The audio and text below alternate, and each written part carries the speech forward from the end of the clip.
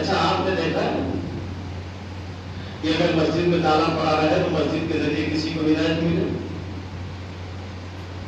جب جماعت ہوگی تو اس میں عالم ہوگا، مجلس ہوگی، خطبہ ہوگا، مسائل ہوگا، تب نہ ہدایت ملے گی۔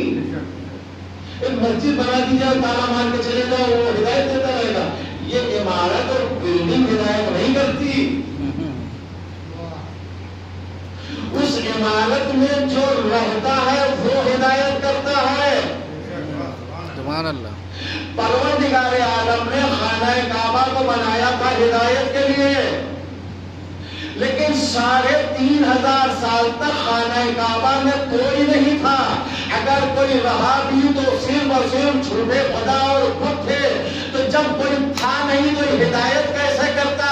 جس دن 13 رجب کو خانہ کعبہ میں رہنے والا آ گیا، اسی دن سے خانہ کعبہ ہدایت کے لائق بن گیا۔ سبحان اللہ، سبحان اللہ۔